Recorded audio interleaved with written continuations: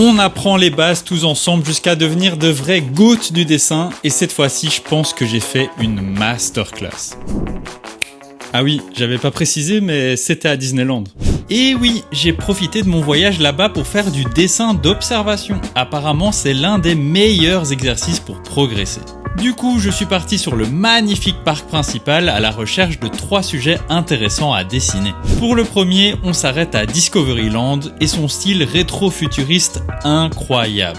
J'ai décidé de redessiner le haut de ce bâtiment, mais ce premier essai était clairement un échec. Faire de l'observation, c'est se forcer à dessiner ce que l'on voit vraiment et pas ce que l'on pense voir. Parce que souvent, à force de se focaliser sur la théorie, on essaye de l'appliquer avant même de comprendre la forme qu'on dessine. Et en me mettant trop la pression, c'est exactement ce qui m'est arrivé sur le tout premier dessin. Mais bref, on n'abandonne pas et on passe à une de mes attractions préférées, Phantom Manor. Ici, je me suis directement mis dans un mood plus posé. Pas de pression. En 20 minutes, j'ai essayé d'être le plus proche possible de la réalité sans que ce soit parfait. Et vraiment, je pense que j'ai fait une masterclass. Mais attends. Je vais pas te montrer tout ça tout de suite parce qu'on va d'abord passer au dernier endroit et bien évidemment que j'ai choisi le château. Une nouvelle fois, j'ai essayé d'éteindre mon cerveau et de simplement retranscrire ce que je voyais. Pas grave s'il y a des erreurs, on repasse par-dessus et on corrige. On s'en fout du résultat final, le but c'est d'apprendre.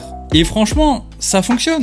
Regardez les résultats. Les 2 derniers dessins sont 1000 fois mieux que le premier. Enfin bref, n'hésitez pas à tester le dessin d'observation chez vous et à me montrer vos résultats dans les commentaires. J'ai hâte de voir tout ça. En attendant, moi je vous dis à mercredi prochain pour une nouvelle vidéo. C'était Flo IMG. Salut!